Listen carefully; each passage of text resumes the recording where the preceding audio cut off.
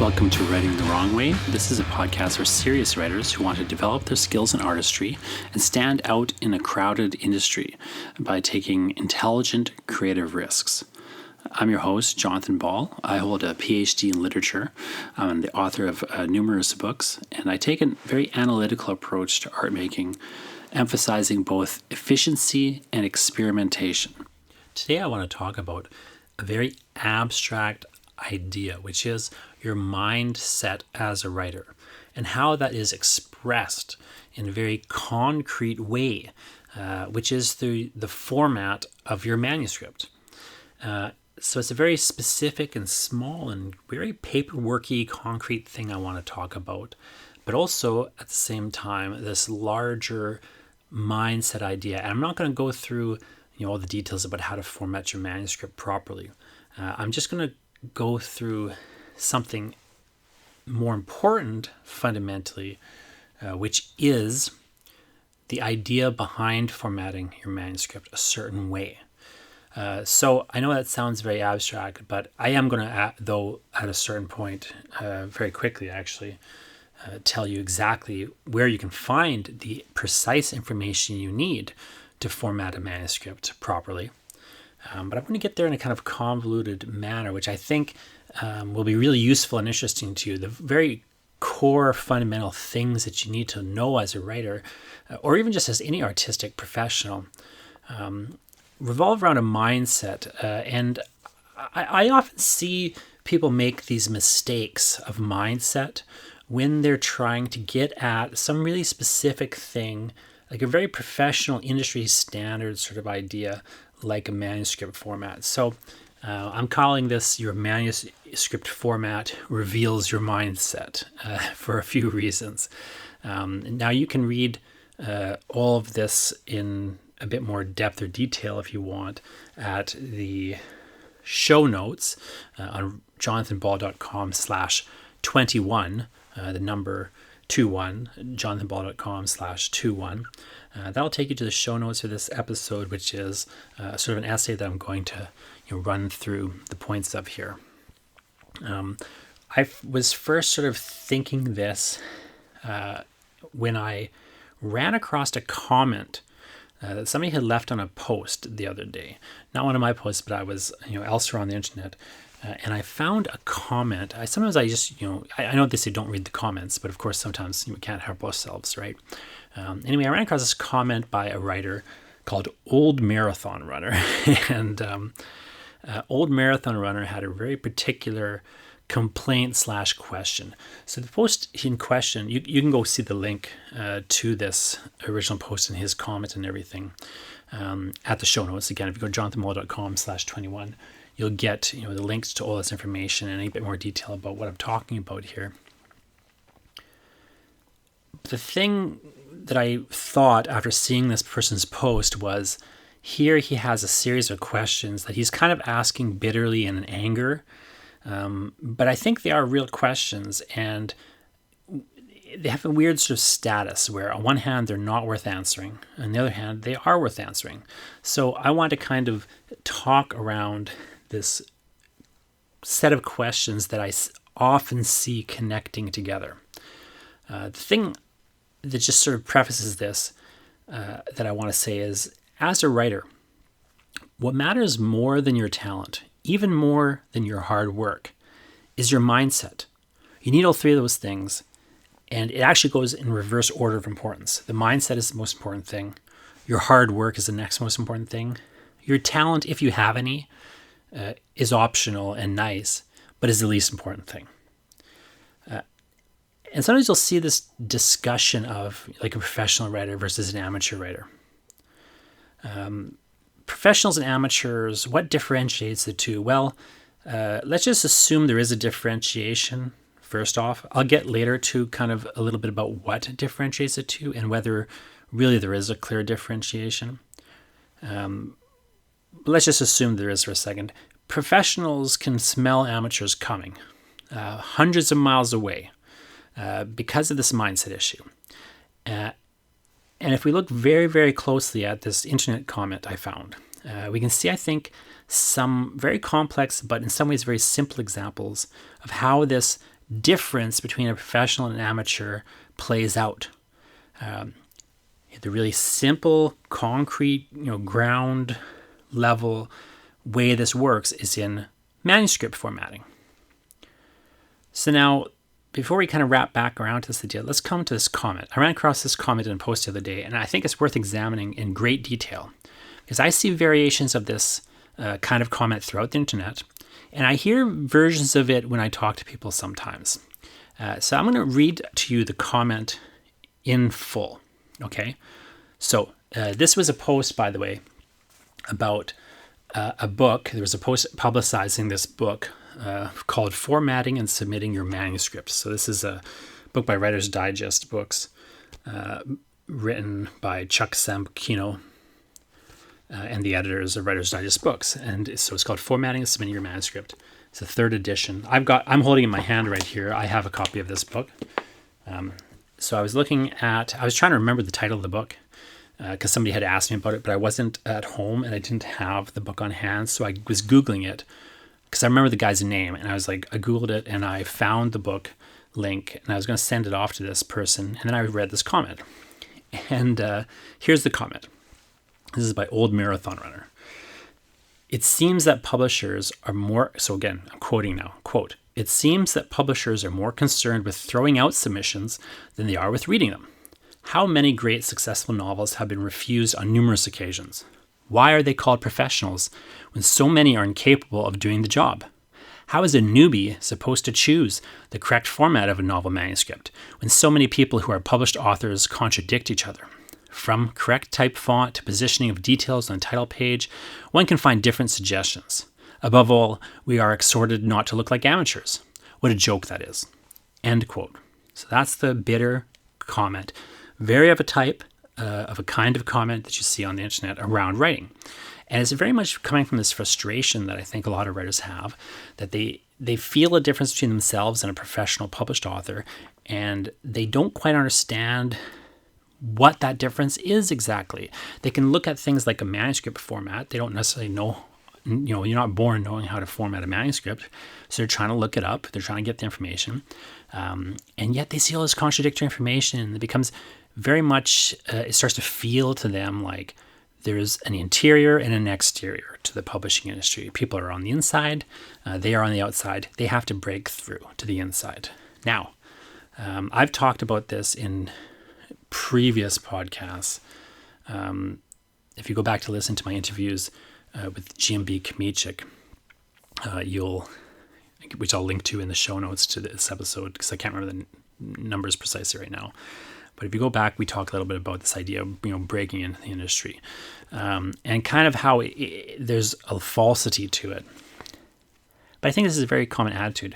Many authors and publishing professionals will get a question like this in person, some sort of bitter, angry question, and they'll dismiss this kind of bitter question, or this bitter comment, as the mark of an amateur. The weird irony here is this person is trying to break out from being an amateur, break into becoming a professional. But their question indicates that they are an amateur, so they don't get the help from the professionals because they're being dismissed. Their question is not worth a real response.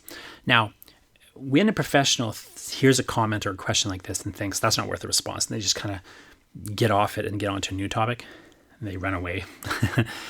On one sense, they're right. This author, whoever wrote this comment, Old Marathon Runner, I'm going to say he because even though it's an anonymous comment, obviously it's a he. I've known, and you probably too, have met so many writers like this. They're always men that say things like this. Women probably think it a bit more than men, but they don't say it as much. But anyways, gender issues aside, privilege aside, Old Marathon Runner, we're going to say he.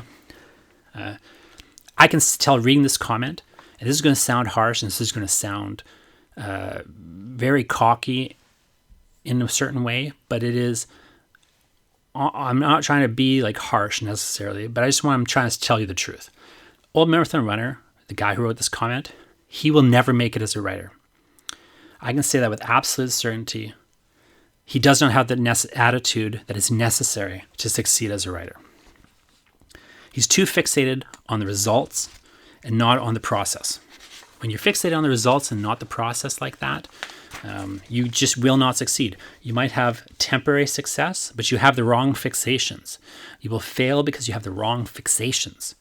You might have some temporary success, but he doesn't display the temperament needed for the long term. Unless, of course, he does change his attitude, or this is just a little lapse in the moment. I don't know if you can teach an old marathon runner new tricks, but if he's reading this or listening to this, reading the post or listening to this, I suppose, his future comments are going to tell the tale about whether or not he's actually, has managed to shift his attitude and change his mindset. So on one hand, a question like that, it's right to dismiss. That person cannot understand the answer. They're asking from a place that in which the question reveals their inability to understand the answer. Now, I'll get to that a little bit later more fully. But at the same time, I want to acknowledge, he does have a real point. It is a real question that is really worth answering. It's just that nobody's going to answer it when you ask it like that. So I'm going to answer it, even though I haven't been asked. So forgive the imposition, old marathon runner, but I'm going to answer your question. And you may not like the answer, but this is the honest answer to the question that everybody else is going to ignore. If you said these words to a publishing professional, if you said that comment out loud, they would roll their eyes, they would get the hell out of there, because the question reveals that the asker cannot handle the answer. But these questions are real questions, they're worth answering. So I'm just going to break each part of the question apart, and then I'm going to answer that part. So the first part, he writes, quote, "It seems that publishers are more concerned with throwing out submissions than they are with reading them." End quote. This is absolutely true. However, it is for one very simple and very good reason. Publishers receive an incredible amount of submissions, and almost every submission a publisher receives is unpublishable. Let me repeat that. Almost every submission a publisher receives is unpublishable, completely and utterly unpublishable. Sometimes authors know how bad their submissions are and even say so in their cover letters. I once received a cover letter. I used to run a magazine called Dandelion. I ran some other, publications, but when I was running Dandelion, I once received a cover letter that began like this, quote, "Probably you won't want to publish this because it is really terribly written, but here you go anyway," end quote. I'm not joking. That was the actual opening sentence of the cover letter. Now, the thing that he was submitting, the author who wrote that cover letter was submitting, handwritten. He wrote it while he was high. He noted that in the cover letter that he wrote this while he was high. He handwrote it in a nearly illegible scrawl on a crumpled up piece of paper that is just lined paper torn out of a notebook. And this is what he submitted to me. It was called The Hounds of Hell. And these were the first two lines. I still remember the first two lines of The Hounds of Hell.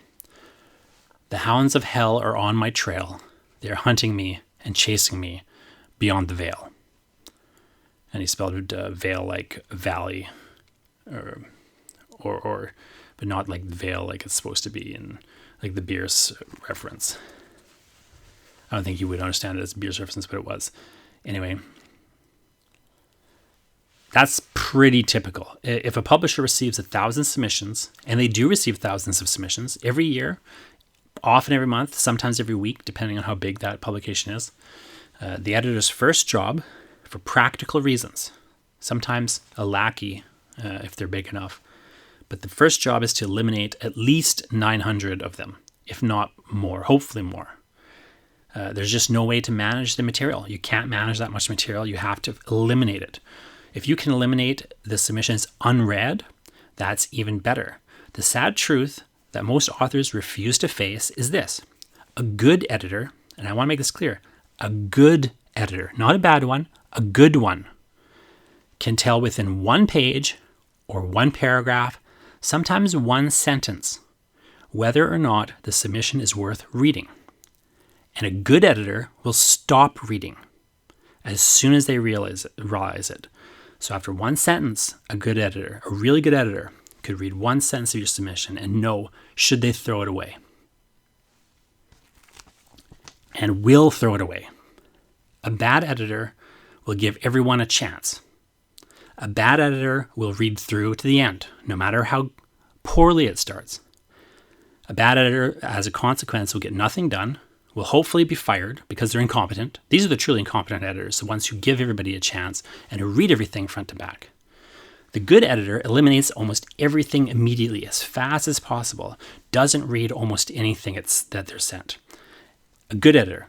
And then the good editor spends time only with the publishable, possibly worthwhile to read work. Then rejects most of that. Let's look at the second part of Old Marathon Runner's question. Quote, how many great successful novels have been refused on numerous occasions? Why are they called professionals when so many are incapable of doing the job? End quote. Now, this is kind of related to the previous point. And this is a question I hear versions of a lot.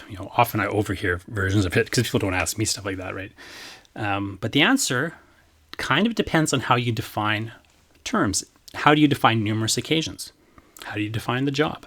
Most would-be authors misunderstand these things. So, for example, due to how the editorial process works, almost every manuscript, whether it is good or not good, will be refused publication on numerous occasions. So one answer, in a sense, to the question is almost every great and successful novel was refused on numerous occasions. Yes, but the mistake lurking here is to think that it is in any way significant or remarkable whether or not a manuscript was rejected on numerous occasions. Much of the time, rejections occur because the author made a mistake in submitting. Again, when I ran Dandelion, I ran this literary journal. It was published 2 to 3 issues per year. Okay, 2 to 3 issues per year. And I regularly reviewed submissions like this. I've got a weekly column I think that you should publish in your magazine. Regardless of quality, of course, I rejected them. I'm not going to publish a weekly column in a magazine that publishes 2 to 3 times a year. It's ridiculous. Did that rejection that I gave this authors indicate anything at all about how good their column was or the quality of their writing or anything like that? No, of course not. The good work is rejected for a million good reasons. Once, the editor of a magazine contacted me as a writer now. I'm a writer writing. This editor was a fan of mine. She contacted me. She said she's a big fan of my work. She begged me to submit something to her magazine, which paid very little. I don't, only publish in high-paying magazines, but I'm just saying, she's begging me to submit to her magazine. She's kind of apologizing they can't pay too much. So I'm like, well, that's fine, whatever. I sent her something. Then she sent me a form rejection after requesting work from me. Handwritten across the form rejection, she had scrawled a note apologizing to me and explaining she loved the story I sent her, utterly, completely loved it, but everyone else at the magazine hated it. And they voted her down.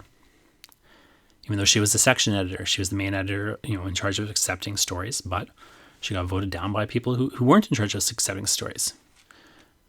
At a large publisher, a brilliant manuscript, I'm not saying my stuff was brilliant, but just to go to a different example, at a large publisher, a brilliant manuscript might be selected for publication by an editor, but then vetoed by a marketing department, especially if it's original or unique. If it's original and unique enough, they can't find comparable titles. They can't judge as far as possible marketability. In some ways, it would be unprofessional of them to accept it, at least from a marketing perspective. Again, especially a large publisher, you don't just have one person in isolation making all these decisions. That's a real fallacy that people have. There are millions of good reasons that good work is rejected. It's a normal thing. So it's meaningless to say, well, how many examples are there of really good work being rejected? Numerous rejections indicate nothing about the quality of manuscript, nor about the quality of the rejecting editor's judgment. Numerous rejections is in no way unusual or remarkable. It doesn't even indicate the system's broken. It actually indicates the system's working just fine. It's just that people are submitting wrong. So yes, almost every great and successful novel has met with numerous rejections. But let's just kind of be a little more generous. Maybe the real question that the writer's asking, the real question he's asking is this: how many great, brilliant, Eventually successful novels were rejected by an incredibly large number of times by a host of editors and publishers, each one overlooking its brilliance. The answer is very, very few. This almost never happens. When it does happen, you hear about it forever because it is unusual. It is so unusual. It happens so little that it is newsworthy when it does happen. It all reminds me of something that Robert McKee wrote once in his book Story.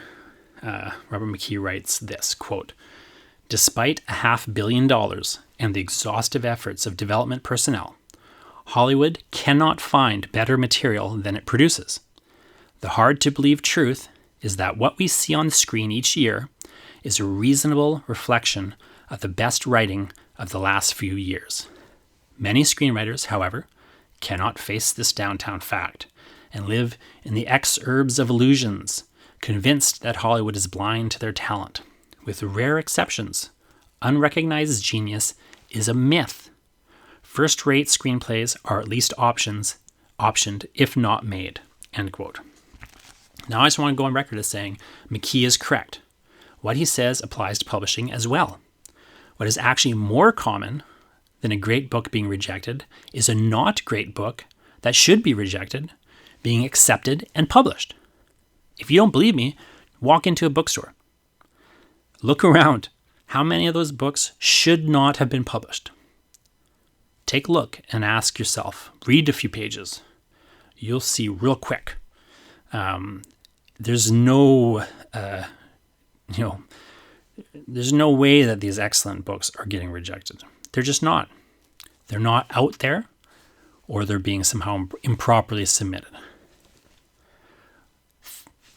Why are editors called professionals even when they reject brilliant work? Here's the other part of his little section of that question. This complaint is of a piece with the earlier complaint about editorial incompetence. Now, I took that apart a little bit up there, but let me offer a very, very short, very simple answer to this question here by asking another question. What's more likely? What's more likely in this scenario that you're facing constant rejections? Hundreds of editors are incompetent, or you are incompetent? Now, in truth, that's an either-or fallacy. Neither of them is necessarily true. We shouldn't assume incompetence on either side because, as I said, there's many good reasons to reject good work. So you aren't necessarily incompetent and your work's not necessarily bad if it's getting rejected. But let's say that we know for a fact there's some scenario where incompetence is a factor. Again, in that scenario, who's most likely to be incompetent? Hundreds of people or the person getting rejected? Do the math. You know the answer to that question. Let's look at another part of the question, the comment that ex-marathon runner is, asking. Quote, "How is a newbie supposed to choose the correct format?" Here we come back to format. How is a newbie supposed to choose the correct format of a novel manuscript when so many people who are published authors contradict each other? From the correct type to font to positioning of details on title page, one can find different suggestions, end quote. Now, I'm going to offer a very simple, very direct answer to this question, and I'm going to kind of step through that a little bit. So again, the answer is really simple. Like everything else in life, you stop listening to idiots chattering about nonsense they don't understand. Instead, you go and buy a book. Now, as I said at the start of this podcast, I recommend a book called Formatting and Submitting Your Manuscript by Chuck Sambuchino and the editors of Writer's Digest Books. That's the book I recommend. It's a book I'm holding in my hand as I say these words. I'm going to flip it there. You can hear it flipping. Hilariously, so that's the answer to the question. Just to come back to the concrete question that occasions all this bitter commentary, he wants to know how to format a manuscript. How do I know how to format a manuscript properly when everyone says different things? Well, read that book. Hilariously, this book I just mentioned that I waved in front of you and you heard flipping in the breeze, this is the exact book being discussed in the post above the comment. This is why I say this writer will never succeed. The actual practical answer to his question is directly above his comment. His question has literally, in front of his face, already been answered by an industry professional before he even asked it. But he cannot see that fact. He is literally looking at the answer, and he cannot see it. He will never last.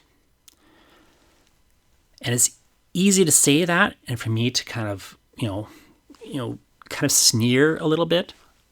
But this is, I've been in that position myself. Many people are in these sorts of positions.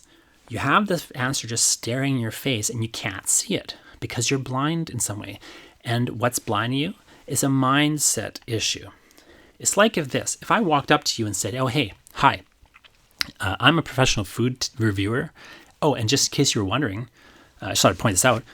There are amazing burgers right over there, right across the street at Burger Factory. That place over there that has massive neon signs that advertising the best burgers of all time. If I said that to you and you go, well, how is anyone supposed to know where to get good burgers in this city? It's a conspiracy to hide the good burger places from the little guys. It's really not different from that. And you know what? I've been there. I've said things like this.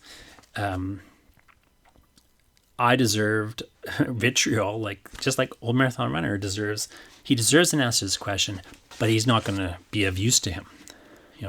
If you said that to me in response to my little burger advice, I would know immediately that no one can help you, and you would never realize your dream. You would never finally eat a good burger because you don't know how to listen. And you're just fixated on your paranoid delusions for whatever reasons. And that's just how it is. Sometimes people are in that headspace. I've been there, like I say. It takes a while to get out of it. And the first step is to kind of recognize that you're standing in your own way, in a sense. But here's the more complex answer. Okay? There is a more complex answer to the formatting question. Fundamentally, there's no such thing as standard manuscript format. Every publisher is its own entity. They do not collude, even when they should. They don't, despite delusions of would-be authors. Even publishers owned by the same conglomerate often don't communicate.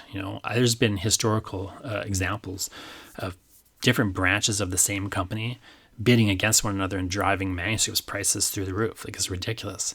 There's so much less sense and logic in publishing than people outside the industry believe. At the same time, though, there's no real. There's a thing we call a standard manuscript format, but there really isn't a standard manuscript format. There's a series of conventions, though, that have developed and that most editors will recognize. Now, here's the trick of it all. If you know what you are doing, then you could use your own format that suits you without worrying about how well it conforms to the industry standards, because they don't truly exist. You will know what to do and you will know what not to do. You'll know what's important and you'll know what's not important. That's if you know what you're doing. If you do not know what you're doing, if you don't know what you're doing, then just buy this book and do what it says. Just literally buy the book and do what it says. It's not the only way to format a manuscript. Again, if you slightly, go off it, it's not going to matter. It's not the only way to format a manuscript, but it's a good way, and it will be recognized as a professional way. What do most writers do instead? Well, they format things randomly, however they feel like they should. Now, to someone who does know what they're doing, it's immediately, and I'm going to say this again, immediately apparent to these writers do not know what they are doing. Think about anything where you're an expert, and then somebody who doesn't really know anything about it comes in and tries, and you're watching them. If you know what you're doing, it's immediately apparent who else also knows what they're doing, right? If you don't know what you're doing, look, just buy a book and trust the expert. What's your other option? Your only other option is to become an expert yourself or do everything wrong without realizing it. Our culture is diseased by a skepticism of experts. While you should sometimes be healthily skeptical of experts, in most cases you shouldn't. You should just pay attention. Even if you are going to be skeptical, you got to pay attention first. You can always ask other experts. You can do your own research. You can make your own informed choices. But first, you can develop your own expertise. But why bother? This is the thing. You should trust experts until you become an expert yourself. Even if the expert is wrong, mostly they are more right than the non-expert. So if you're confronted with a problem, you have to ask yourself, do I want to become an expert in solving this problem? Or do I just want to trust an expert's already existing solution and adopt that as my own solution? Now, if you've been diagnosed with cancer, then I recommend you become an expert in cancer treatments, right? Then you can talk to your doctors intelligently. You can assess what they say. You don't have to do everything they say necessarily. You can make your own informed decisions. You might go up against the experts in certain scenarios or certain examples. There's a lot of reasons in that kind of scenario, like a life and death scenario especially, for you to really develop your own expertise and not necessarily follow everything everyone's going to say. Although you may want to do that depending on the situation. But if we're talking manuscript format, like who cares? Just buy a book for $20 or $30 and do what it says. Move on with life. Why get wrapped up in worrying about this stuff? It doesn't matter. Just buy a book and do it. Look, I learned to do it. Like I sunk the time in. I became an expert in things like manuscript format, and I totally regret it. I completely wasted my time becoming an expert on this subject. I should have just bought this book. I bought it anyway. Eventually, I was like, you know what? Instead of remembering this stuff, I'm just going to buy a book. And then if I forget it, I can look at the book again. It's literally not worth your time.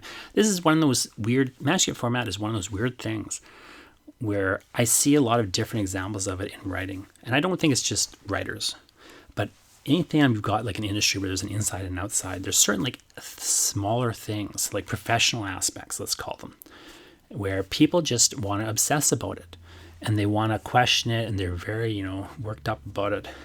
And they should just like forget about it. Like, yes, you should format your manuscripts certain types of ways. Do you need to learn it all? No, just go buy a book and do it.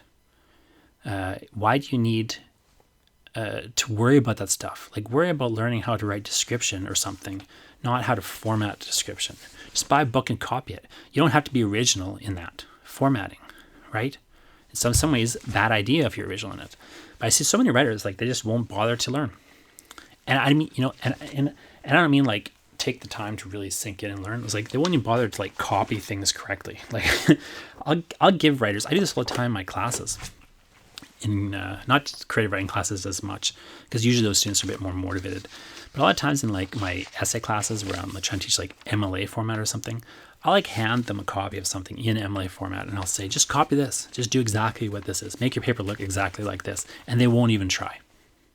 They'll center everything. They'll put a title, cover page. Like they just aren't paying attention. And if you're not paying attention, you can't learn anything. And if you're not interested in learning things, then fine. Like, why don't you just be lazy and copy what somebody else is doing? Somebody who knows what they're doing, instead of like trying to reinvent the wheel and ask 100 questions and spend 30, 40 hours a week trying to, study manuscript format. Now, here's the last comment or last part of this comment. Quote, above all, we are exhorted not to look like amateurs. What a joke that is. End quote. Now, here's the real joke. You can look like an amateur. You can look at like an amateur all you want. It will not matter to your career, really. Not necessarily. In fact, many professional authors put a lot of time and energy into looking like amateurs. They're trying to convince you that they are amateurs. They're trying to convince you to believe in their raw talent. That's their career move. They want you to think they're geniuses. They try to make you feel like they don't really know what they're doing. They just have a gift. They're stumbling along. They accidentally happen upon success. They're the chosen ones. They've been touched by God. You can look like an amateur all you want. What you can't do is be an amateur. Those authors who are just magically inspired and they just randomly turn out works of brilliance, all those non-professional amateur artistes, they have bank accounts, they have agents, they have publishers, they have schedules, they act like amateurs in public because they like the act. They are actually professionals. Now, I'm not a genius. I wasn't touched by the divine. I just put in work. I'm not interested in misleading people about writing because I think the myths about writing do everyone a disservice. I prefer to be a professional and to also act like a professional. Hamlet says, "I know not seems," by which he means that he doesn't even know how to pretend and to be something other than he is, which of course, ironically, is his plan later in the play, and it doesn't particularly go well for him. You can do whatever you want, but if you want to publish like a professional, you have to become a professional, whatever attitude you choose to adopt publicly. And becoming a professional, good news, at least for you, is it's not as hard as it sounds in a sense. Like, it is hard, but it's not impossible. It doesn't mean making a bunch of money with your writing. It doesn't mean selling a lot of copies of your books. It doesn't mean, getting a contract. It doesn't mean having some reward bestowed upon you by the public or by a publisher. What it means is an attitude adjustment. Professionalism is a mindset. And if you don't know what you if you don't know how to break through into publishing, the first thing you need to realize is that there is no breaking through. You just have, like, every time you do something, you have to break through again. There's no moment where you're inside and things will run smooth. It's always going to be hard. It's always going to be a struggle. And you shouldn't begrudge the struggle. You should, you can be frustrated by aspects of it, but you should fundamentally love what you can in the struggle, and then the rest of it, just ignore it as much as you can. Just do the things you need to do and just forget about it. Pick up a book on manuscript formatting and just format your manuscript and quit bitching about it. Like, that's the thing I don't understand about so many writers. The real answers to Old Marathon Runner's question can be found in two places. If you bought Stephen Pressfield's book, Turning Pro, it'll tell you all about what is the difference between a professional and an amateur in terms of their mindset. If you buy Formatting and Submitting Your Manuscript by Chuck Sambuchino and the Writer's Digest books editors, it'll tell you all about manuscript formatting. There you go. All the answers to Old Marathon Runner's questions for less than $50. Less than $50, you have all the actual, real, practical, priceless answers to becoming a professional published author, assuming, of course, that you can produce publishable work. All the answers you could ever need. Less than $50. His entire writing world would open up if he could read and listen. But most people can't. Most people can't pay attention. Most people can't listen because they have this block, this mental block in their head. The real writer's block is not you're unable to write something. The real writer's block is this mental idea in your head that you need X in order to break through. It's just a lie. Most people read those two books I just mentioned. A lot of people will order those books and read them and hold them in their hands. They're holding the actual, now physical answers in their hands to what they need to do to become a professional writer. And then they'll wonder, where's the answers to my question? They'll be holding the answers in their hands. They'll wonder, where could the questions be answered? The problem is not that the writing world is confusing. The problem is that they do not know how to listen. They do not know how to pay attention. They don't want help. They want excuses. They want reasons why they haven't succeeded. They don't actually want to succeed. Now, I know this all sounds harsh, and I sound very amped up. I'm running on very little sleep and a lot of coffee at the moment, but, sometimes people just need some tough love. I hope that it doesn't seem too harsh. Old Marathon Runner, if you're out there, I hope it helps. I hope it helps.